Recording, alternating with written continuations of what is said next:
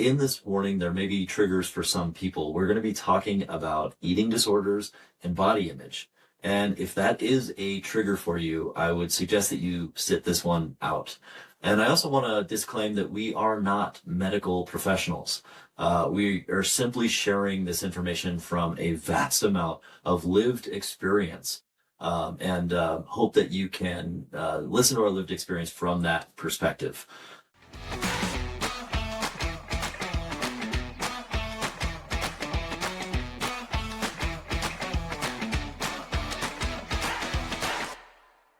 Welcome to Startup Spouses, where we help entrepreneur couples take their relationship from mediocre to mind-blowing. I'm Marie, a relationship and sex coach. I'm Adam. I am a business coach. So today we're gonna talk about a touchy subject, and I know, touchy? Yeah, I know it's not just for women out there. This subject is about body image. I also know a lot of men who also fall trapped to what cultural standards of what they should be looking like. Right. Also. Right. Yeah, and this is something that we've obviously had experience with in our direct family. You a lot of too growing up. Yeah. And I think from the standpoint of how we show up physically, how we perceive how we look, comes off in how confident we are, how we show up in our daily lives, in our relationships. And certainly that's why we want to have this conversation, having lived through a lot of the issues that we're going to talk about related to body image. We know how much they can affect daily life and everything. And I know that a lot of people can relate to this. But so maybe start, if we can, if you're open to sharing your story on like how you came up and how body image became an issue for you. Well, I think growing up in the 90s didn't help.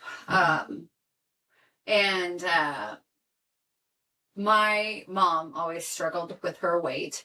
And so I remember when I was even 7 years old that she was on that shake diet, like the Oprah. Slim Fast and all that? Yeah. No, it's not Slim Fast. It was actually prescribed by a medical physician. Really? So, yes. Wow. I didn't know that. So it was like you take, but I think Slim Fast pretty much took that on after a few years or something like that. Yeah. So you would have a shake for breakfast. You would have a shake for lunch. Yes. And a sensible dinner. Of course, it's always a sensible dinner. Yeah. Sensible dinner. Anyways, so growing up, that's what I watched my mom do. So by 12 years old, and now we know about when you are going through puberty, your body changes. Mm-hmm. And for women, we put on fat. Right. Especially right at puberty, and that fat will transition to more muscle and bone. So it looks like when you're 11, 12 years old that you're a little bit full, and then you transition, if you stay the course and not try to do dieting, it will transition to muscle and bone. But I was put on my first diet at 12 years old. By a doctor? No, of course not. Oh, really? By my mom. Oh, by your mom. Oh, okay. No, I, you know what, to be honest, I don't really remember who did it, but I remember having to take walks and, with my parents and having that feeling like, oh, I am such and such pounds and I need to make sure that I lose some weight because I'm chubby. I even think that when I was a swimmer that one of the coaches actually called me chubby. Oh, yeah. And I was devastated at that age. Like, I mean, there's a lot of transition. I had to, my vision was going, so I had to get glasses, and contacts were not really a thing back then. And I had to, and my body was changing, and it's a big impressionable time for a young female. And there was a lot of pressure for me to, lose weight or be a certain way. And developing early didn't help that at all. Yeah. So, well, I remember that time too. I'm gonna have a follow-up question, but I do remember from the other side of the fence, and obviously I didn't know you back then, but there was not a lot of narrative going around in the 1980s when we were growing up, and 90s around anorexia, bulimia, the eating disorders that are not often talked about. There was a lot of narrative going around about obesity. Mm-hmm. And I mean, this is one of those examples, and forgive me for getting on a soapbox, but I am, about where you should follow the money. Mm-hmm. There's not a lot of money in trying to help people navigate eating disorders. Yeah. There's a lot of money in trying to help people navigate obesity. Yeah. I mean, how marketing can do that for you by just showing you a sexy female or a sexy man on whatever television shows and say, you want to look like them? Drink this shake. Stop eating, fat ass. Yeah. And like shame people into spending their money on this stuff. Yeah. While neglecting the equally destructive epidemic that is damaging our children equally. I mean, it's not just obesity. Well, and to your point, this is true. Eating disorders are one of the highest mortality rates of all the mental illnesses. Mm-hmm. So I don't see that for obesity. No. So they correlate a lot of stuff, but it's not causation to being fat. Yeah, say more about that as far as like the mortality rate of eating disorders. Well, if you kind of like stop eating, right? Yeah. Sure. There is a lot of your body starts shutting down. You're pretty much starving yourself slowly to death. Yeah. And your heart rate tries to speed up in order to help that. So it takes a lot of work on the heart, and the heart can just give out too. Right. So not in all cases, but So people with eating disorders who have severe anorexia, things like that, are essentially dying of starvation. They're dying of heart issues. They're dying of organ failure. Is that right? Yeah. Yeah. And of course the mental health aspect of like any kind of comorbidities of depression or anything else that causes the people to take their own lives, I imagine too. Yeah. Obviously there's a trigger warning to all of this episode. Exactly. But it's extremely destructive. It's extremely silent. And my question to you though is, you talk about kind of, your parents influencing both by modeling that behavior as your mom did, and by encouraging it by, forcing you to go on a diet, walking and all that kind of stuff. Do you blame your parents for that experience? No, I don't actually. Mm-hmm. I don't blame my mom. I mean, she was just, she suffered just as much as I did too. Right. I don't think she directly said anything to me, to make me go on a diet. Sure. So, I mean, probably I just saw that and said, hey, I should just be on a diet because, that my mom's doing it. So that's what you do when you get too much weight. And right. The most interesting part about that is the fact that when, and I hear this a lot, it's calories in, calories out. Have you heard that one? Oh, I've heard it, yeah. Oh my gosh. If that was the case, then we would be okay. But it's not true. Our bodies adapt. There's going to be a lot of influencer tombstones that have calories in, calories out on their tombstone. Guaranteed. Well, they're still part of the system that supports that sort of thinking. And because that's what they want to think, because it sounds so simple. Yeah. Look at these people, they're not eating that much because they're not around people who might be suffering from obesity too. Right. So they're not around other people who might be challenged in that area because they didn't eat so much, so they lost weight. You know, you can drop one macronutrient and be able to drop 5 pounds in about like a very short amount of time, 5-10 pounds. If you drop one macronutrient group, so you just decide carb is, the thing. So you drop that group, you're going to lose 5-10 pounds. Yeah. But when you incorporate back in, but see, the difficulty of this whole thing about calories in, calories out is our bodies adapt. They're very smart. So what happens is your hormones start slowing down. Your digestion starts slowing down. It ramps up your need to eat more. Right. So notice that after you go on these fastings or these diets, you're ravenous. Right. Mm-hmm. You're hungry.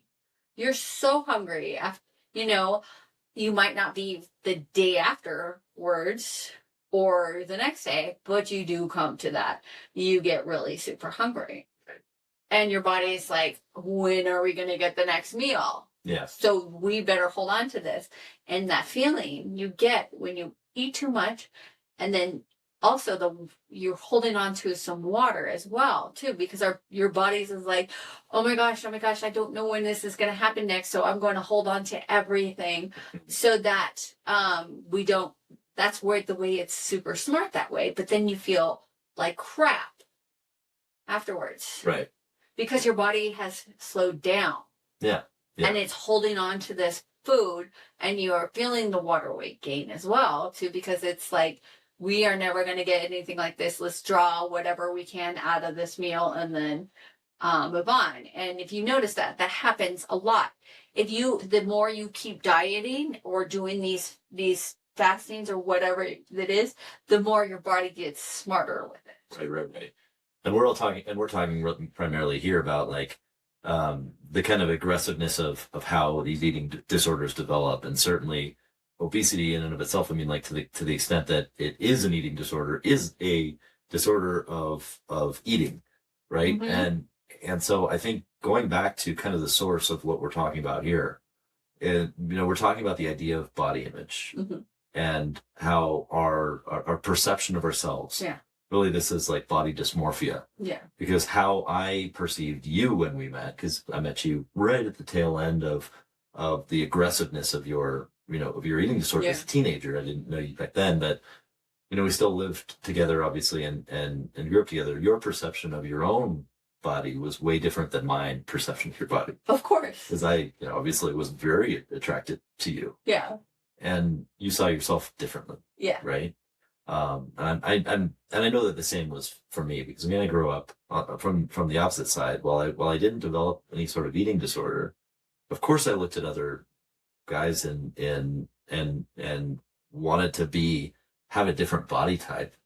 I didn't want to be as hairy as I was. I didn't want to be like as small a chest as I was. I didn't want a giant forehead like I have, and the big nose that I had kind of going into, and it's all like these perceptions of ourselves that are driven.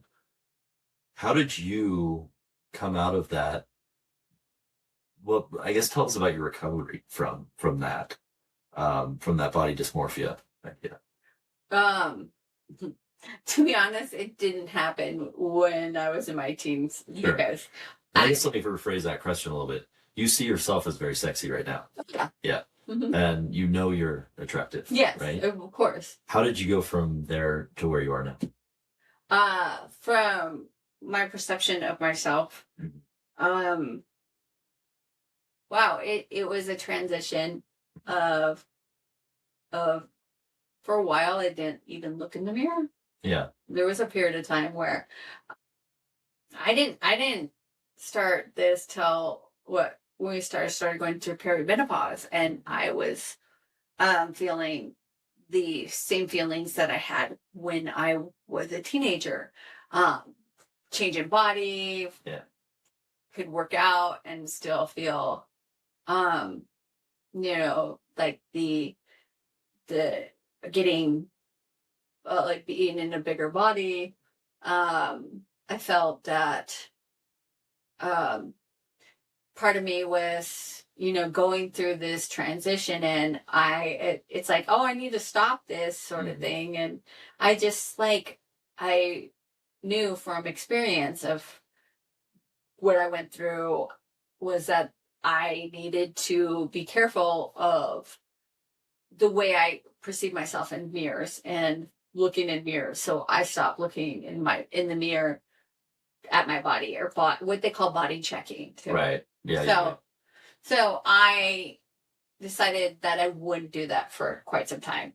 And it wasn't until we decided to start talking about our own needs and wants through our intimacy that I really started thinking about my body in a different way. Oh, that's interesting. Yeah. So really our conversations around intimacy, opening up, being open and honest. Yeah. Actually helped with the process of you finding your sexiness. Yes, exactly. And by the way, I'll say that since you've developed into that confidence of knowing your sexiness, I mean, how I see you physically has not changed, but the confidence that has come with that ownership has made you far sexier in my mind, in my eyes. There's just there's something about and this is true of I think as we get older and maybe it's how we're shaped as young people. We're conditioned in this way to look at the people that we see on the screens and strive for perfection in ourselves, or look at what's perfect out there and strive to get that as a mate. Yeah. And I mean, but what we then realize when we go out into the world and we date or we meet new people or anything like that, it is more about just this confidence. I mean, that actually amplifies the physical beauty of people, right? And that confidence in yourself. So I'm sorry to cut you off. I just thought that I'd kind of share that because I think that was that's an important aspect of what came up. But you were talking about, how when we came together, we started getting more open and honest. Yeah. That started to bring that out. Yeah. I think how are we gonna express our desires for each other? And we came up we were told that we needed to start sexting. Yeah. and just sending pictures to each other. Right. So I think when we talk about confidence and confidence, what's going on under the surface is first you're saying I matter and I want the best for myself. Right. And I'm going to take care of myself because I had a lot of scares because I had 4 surgeries to remove skin cancer, and 2 of them were from my face. Yeah. And to be honest with you, I would have been devastated in my 20s if somebody I had to have scars on my face. Right. I would have been devastated. My life is over with. I can't do this anymore. I keep thinking about that. I was that's really sad. But knowing that and starting to take care of myself in that process led to my confidence level because okay, now I'm taking care of my skin. So got that down. So what else can I do to make myself feel more confident, feel more sexy? Because I was never like that. I thought I'm a mom, I'm a wife. That's not who I am. Right. Because culturally it's you were, that's not how you're supposed to be. Right.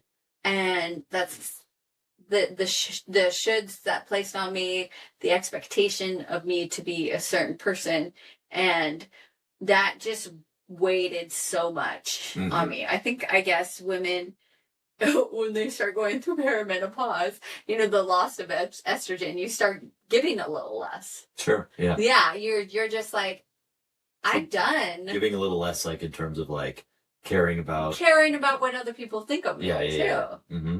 Yeah. So and becoming what I want. Right. in this life. So So embracing more of your identity, who you are, mhm. rather than living your life for other people, or trying to be more or somebody different for other people, even physically. Yeah. That's not familiar even in business, like where or any kind of relationship where you're showing up differently from who you really are for other people. Yeah. How does that affect? I mean, if you're doing that in your relationships or your business, how is that going to affect your well-being over the long term? I mean, and we wonder why we have such a high percentage of divorce, or, there's actually studies that are showing that the divorce rate is actually going down. Yeah. Like, and people are celebrating that. But here's the alternative end that they're not saying. Fewer people are getting married. I mean, so no, yeah, if people are waiting longer to get married, and there's fewer people getting married because of that, well, of course the divorce rate is going to go down. But yeah, I think to your point, knowing who you are and being that, like getting to that individual operating system first, knowing yourself, being confident in yourself, affects that. I mean, so how did that help you to show up, or how did that improve your sex life? That confidence. I think it was me being able to show up authentically myself by embodying this part of me that is sexy. Yeah. I feel sexy, so that also just ended, like, of course it just made it more possible in the bedroom too. So right.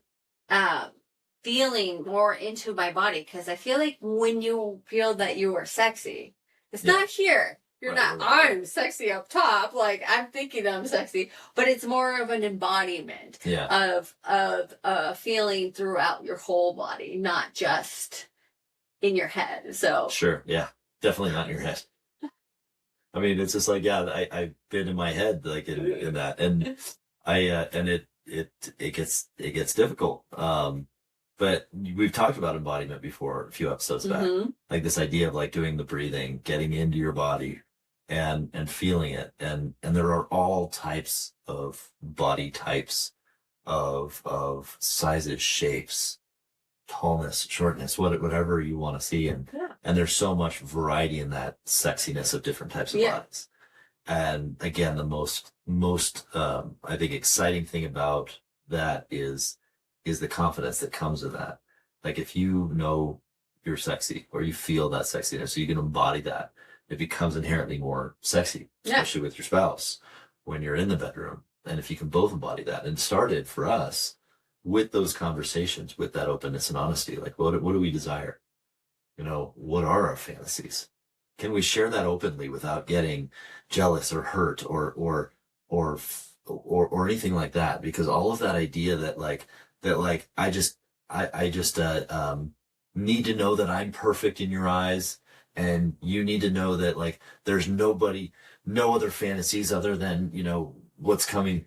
It's all bullshit. We all know that. Yeah. And if we can be open and honest about all of that, and share that openly and say, okay, well, how do we come more together? How do we get closer together? Yeah. Man, that opens up your sex life so much more. Yeah. With your spouse, to be like just this stronger connection, and develop that confidence of like, yes, I don't need to be the everything for my spouse. And I think, at least for me, when I realized that, like when I realized that, like, you can have your fantasies, and that I don't have to be your everything forever, it's like, that's a lot of pressure off, that I can just finally just be myself. Yeah. And when I show up myself, that's enough. Yeah, exactly. And then I have more confidence, and I feel better, more embodied. Yeah. And that was a big revelation for me as well. And I think, of course, that confidence, that ability to be ourselves, to show up together, open and honest, and to bring that to strengthen that connection through authenticity, it showed up better in our family, in our business, and how we work together. And that's what helped bring us to such a, I think, a great relationship is because we can bring that openness and honesty in such a meaningful and deep way. Yes. Yeah. I also would say if you're struggling with body image, the best thing is to stop looking in the mirror, because I don't like those things, especially if you have horrible lighting. We have really great lighting in here to balance out everything. So Yeah. these are like these important things to make you feel good, because if you look at those influencers, they know how to pose. Sure. Like they know how to present their body, and it's not their first picture on their what is it, camera roll, because it's not Right. camera roll anymore. For every 100 pictures, they're getting that one that's One, like Instagram worthy. yeah, exactly, with the filters. Right. Because for me, I like my pictures to look like artwork, to be honest with you. And sometimes you have to manipulate the lighting in that. But I mean, we stare at these mirrors and we're like, oh, Yeah. like that's not reality. So what I'm hearing in this is no mirrors, but more pictures, better poses. Send them to your spouse. So okay, right? yeah. Better lighting. Yeah. This is where I'm going to get myself a little bit into trouble. So we have a walk-in closet, and the overhead lighting is fluorescent bulbs. And if you've ever been in a dressing room with a fluorescent light bulbs above you, you are not going to buy that outfit. So we're talking Ross Dress for Less, like dressing rooms, like that's. There is still some out there, but yeah. You know, it's that people have gotten smarter about this. But I always joke as saying the gentleman that put those lights in that closet must have hated his wife, because no person feels gorgeous in fluorescent above lighting too. Yeah, right. So it's everything. There's a lot of things that are against you when you are talking about body image too. Yeah.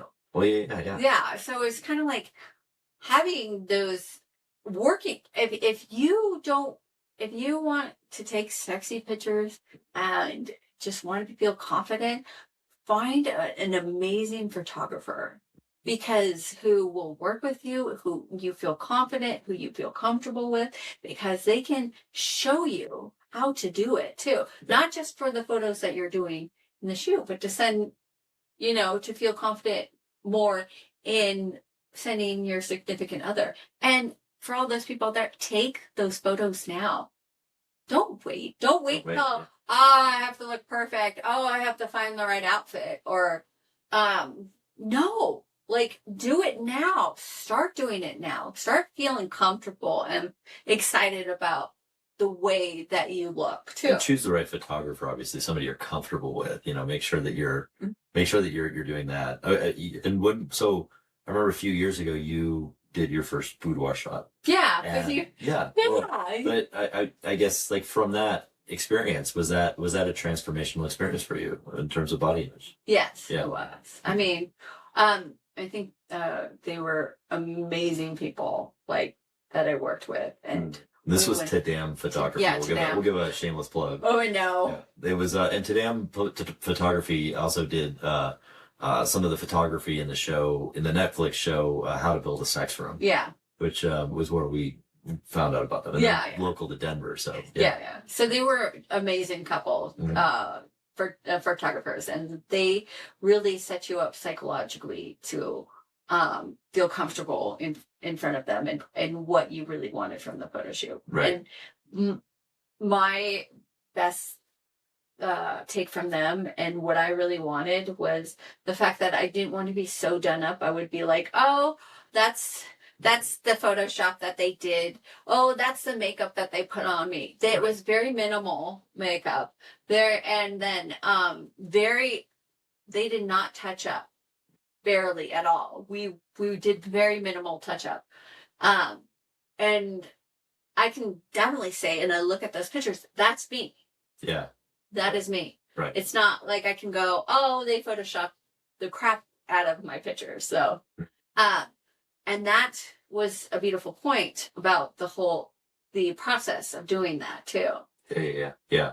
I think that's and I love that you did that, because I've had the privilege and benefit of like seeing you blossom into your sexuality that you've Yeah. always had, Hmm. and also bring me into the sexuality that I never knew I had. Yeah.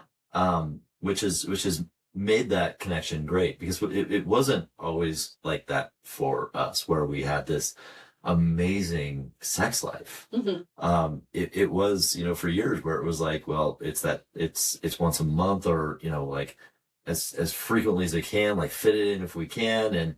And even if one of us aren't necessarily feeling it, it's like kind of a sense of obligation. And I think we get into that mode when we start to prioritize other things before our relationship. Yeah.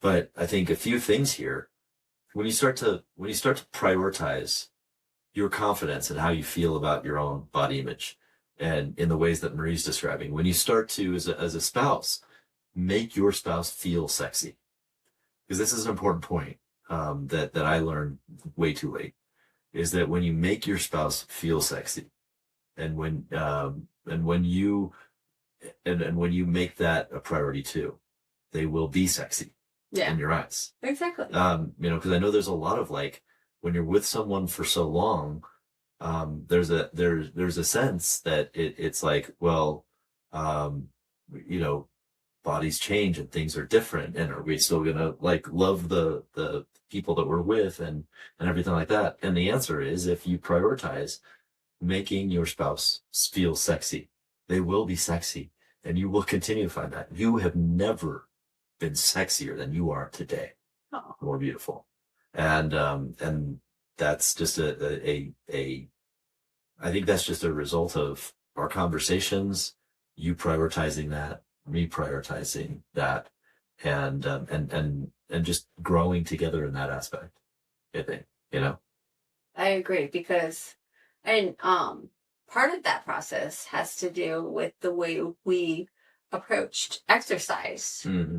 too. Yeah. I think that had a big effect on us, Mm. because we were no longer like punishing our bodies to try to fit in a cardio. You mean a 25-hour triathlon training regimen with a full-time job isn't healthy?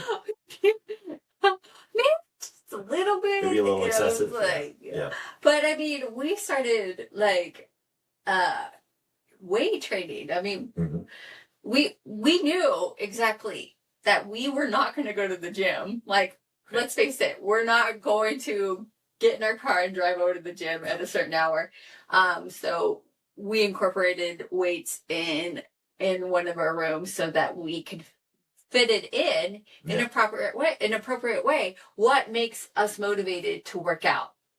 And what I've noticed is the fact that I enjoy when you work out, because I can hear You like the sexy grunting. and the sexy grunting, and also just the, watching a guy work out is just like, that is so hot. So it's very enjoyable too. Yeah. So, well, I found my OnlyFans next steps, right? just you working out. Yeah, I mean, I don't know. We'll see. At least I'll get one viewer, right? Yeah. But it's that aspect of it's treating your body right. Mm-hmm. It's preparing it to take care of you, not for you to punish it. Once we turn that mindset of that our bodies are supposed to be punished, and it's supposed to fit in this exact container of this cultural standards of how we should look, Mm-hmm. instead go, oh my gosh, I love being in my body, I want it to last for a long time, right, to do the things that I wanted to do. So how am I going to do that, right, and enjoy what I'm doing while I'm working out? And a lot of that came with weight training, and also martial arts. For me, at least, right, martial arts has been also a great confidence booster for myself too. Yeah. It's been great for me too. I mean, I've always wanted to, get into that. And there is a certain level of confidence that comes from not only being like fit enough to actually like get a black belt, Yeah. but also like having that confidence that when you're in a dark alley, that maybe you can hold your own if something were to happen, Yeah. right? And that you can de-escalate in the right kinds of ways. And I think an important point here, kind of as we kind of approach wrapping this up, because there's a lot that goes into this. There's a lot that we've talked about, the idea of eating disorders, becoming a result of body dysmorphia or body image issues that you might have, and that can result in either of the two extremes of obesity or anorexia, bulimia, all of the other eating disorders that are restrictive. And we have this certain level of lived experience and expertise in that area, because of the experiences that we've gone through, Marie, over the course of her entire life, and with our family over the course of the last nearly a decade, with our daughter, who's been battling a very severe eating disorder that includes anorexia, bulimia, and a lot of the comorbidities that come around with that. And what we realized through that process is that, sadly, there's very few resources for it. There's very few resources to support the parents that are dealing with that kind of stuff. There's very, very little freedom that comes for parents that are dealing with that sort of thing. Yeah. There's very little support that comes from family or friends or communities. We lost our church relationship, the very community that was supposed to be there for us in that. You don't get a lot of the casseroles trains coming to your house because of that. Because your daughter is in it. Oh my God, I've never thought of it that way, but it's not. My friend calls it a casserole disease, and eating disorders is apparently not that. Yeah, but and I think the reason why is there's a lot less understood about it. Again, it goes back to follow the money. There's a lot more money. There's a better opportunity for an industry, and it's easier to market the obesity epidemic. I mean, after all, we have an administration right now that was able to market that so successfully that they got into office, and MAHA now exists for some fucking reason. But what that all is just marketing a shitty solution to get people to buy into whatever crap they're selling, which is all bullshit. Yeah. And they're missing an entire epidemic on the other side of it that is killing far more people. Mm-hmm. Not far more people, but killing a lot of people. Yeah. And it's silently doing that, sadly. Yeah. And I think that's our passionate plea. Yeah. As people who have lived through this, and our daughter now is in recovery. She's doing well. And that was all because of a lot of what Marie did to learn and get educated and support and advocate for that. But our passionate plea is just to recognize that within, where that kind of shows up with regard to body image, and how we can let go of those impossible ideals. We can become more confident with who we are. Yeah. We can understand that other people see us differently than we might see ourselves in a more beautiful way, and that we can embrace that and actually receive that. And that's my passionate plea, and that's my hope for everybody that's listening to this, that may be struggling with it. And if you are struggling with it, please know that even though it's hard to find the resources out there, there is support, and there is help to get out there, as long as you're willing to get it. Mm-hmm. And please get the support and help you need. Yeah, exactly. Mm-hmm. I feel that it's very important. Even reach out to me. I can point you in the right direction, even if you are concerned about a loved one who might be suffering.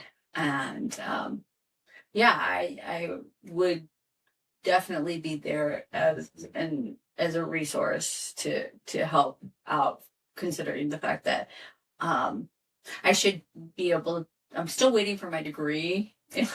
You're on.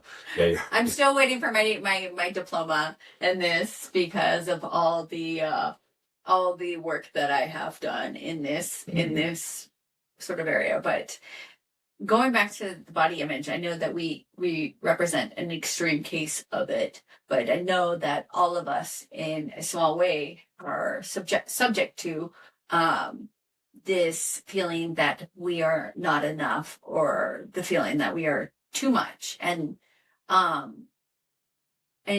just let you know that it's okay to feel that way, and you are deserving of pleasure and love and everything in this world that is filled with joy and amazement, and for those ideals, the cultural standards, just getting curious of like why is that the ideal? Why is that person perceived as beautiful? And kind of just look at that and get curious about that aspect of it, and realizing that if we all looked like that, it'd be a very boring place, and we would be searching for something different, right. even in that aspect of it. So that's the most important part about the idea of body image, is that we all have them,